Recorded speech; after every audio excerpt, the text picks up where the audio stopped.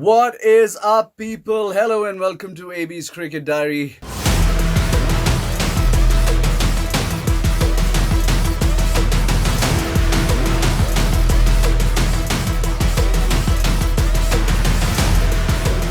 The Dream 11 IPL 2020 has finally taken off, with the reigning heavyweights, the Mumbai Indians, taking on the Chennai Super Kings, with the Chennai Super Kings finally managing to turn the tables on their rivals by winning their first encounter in 6 games.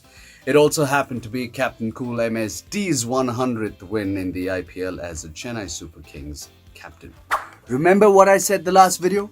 The Chennai Super Kings were winning this, and I can give myself a pat on the back for this. The stage was set at the Sheikh Zayed Stadium in Abu Dhabi, where the conditions were hot and dry and the pitch looked full of runs. MSD won the toss and decided to have a bowl first, probably expecting some dew to come into play later on.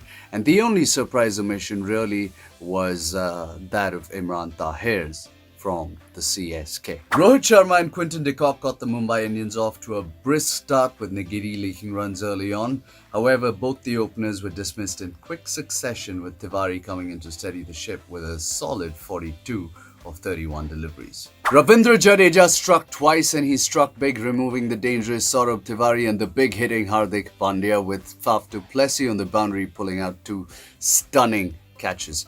Kieron Pollard walks into bat next, and he threatens, but his journey is short-lived as Nagiri makes a strong comeback to pick up 3 for 38 in his 4 overs.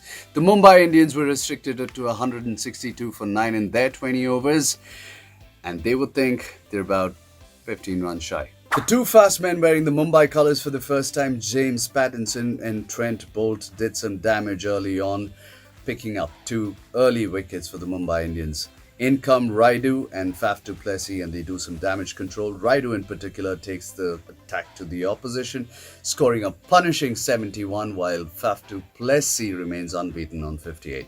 They put together a 100-run partnership that effectively sealed the deal for the men in yellow. So we've got a couple of new faces on the show. You should get used to them, because you'll see a lot of these 2 new faces on the AB's Cricket Diary. Both of them happen to be friends of mine, both of them as cricket tragic as me, if not more. Let's go ahead and meet them without any further ado. First up is Kritika Naidu, who works as a writer at CricBuzz. Hey Kritika, how's it going? Hi Aadarsh, it's so nice to be here. Thank you so much for this opportunity. For all the planning and the brainstorming that we've done over the past 1 week, here we are. And what a game that tournament opener was, wasn't it? Absolutely, it's so good to have you on the show. And yes, what a fantastic opening game it was. So what do you think was the game changer, the game-changing moment of the match? There was magic at the boundary. And twice in the same over, and from Faf du Plessis, when he picked Saurabh Tiwari and Hardik Pandya in the same over that Jadeja was bowling. It was the 15th over, and both the batsmen had a growing partnership that probably would give them the leeway to tee off at the end. But that one over just turned things around for Chennai and in their favour, which eventually led to Mumbai finishing 20 runs short in the larger scheme of things. You also know that we've got to talk about the heroes and the villains and the bloopers of the day. How good was Ambati Raidu today? Coming in when CSK were in a spot of bother at 6 for 2, he looked like a man on a mission. He came in and he started taking on Mumbai's bowlers right from the onset. He timed the ball gloriously. He found the boundaries, and together with Faf, they added over 100 runs. That sort of was the partnership that eventually took them across the line. Though Raidu fell on 71, with CSK needing about 40 more to get, it was that foundation that eventually took them over the line, with Faf remaining unbeaten on 58. But for that reason, just that intent from the onset, he is my hero of the day. We particularly don't have a villain per se for this game, but since we had that in our segment, I'd pick maybe Jasprit Bumrah as the villain for the day. Not because of anything else, but he's usually very stingy with giving runs. He picks up wickets up front, he picks up wickets in the death, but then today he finished with figures of 1 for 43 in his 4 overs. So just for that reason, and because there was nobody worse for me. It was the second over of Chennai's innings when Pattinson had Murli Vijay trapped leg before. While he was walking away, the non-striker Faf du Plessis asked him that if he wanted to opt for a review, but Vijay refused and he just walked away. But in hindsight, when the replays showed up, the ball was found to be missing the stumps not by a little, but by quite a mile. So if this had to be like a blooper, this was it. Today's lesson comes from the pages of Ambati Raidu's book with his brilliant knock of 71. He showed us exactly what to do when the chips are down. He showed us not to take things lying down and to always take the attack to the opposition. I have been witness to his journey as a cricketer, as a young cricketer, and I can vouch for the fact that he's one of the steeliest cricketers that I have ever known. A mouth-watering contest awaits us as two teams that have never lifted the IPL before face off. The Delhi Capitals take on the Kings 11 Punjab. The Delhi Capitals are led by the young Shreyas Iyer, and the Kings 11 Punjab have KL Rahul leading them. So it's going to be an extremely interesting face-off between these two very, very talented batsmen. Head-to-head though, Kings 11 Punjab have a slight edge over their counterparts with a 14-10 scoreline between them. And the second man that you'll be seeing a lot of is a multifaceted man. He works as an art director in cinema. He's a musician, cricket fan, and cricket analyst. Say hello to Ravi Anthony. Hey Anthony, how's it going? Hey Aadarsh, thanks for having me on your cool cricket show. I always wanted to talk about cricket on the show and I'm happy to do it here. And what do you think of who the impact players will be for tomorrow's lineup? So let's look at the impact players for tomorrow's game between Delhi and Punjab. Number 1, we have KL Rahul, captain, explosive opener, would want to lead from the front and win the game for his team.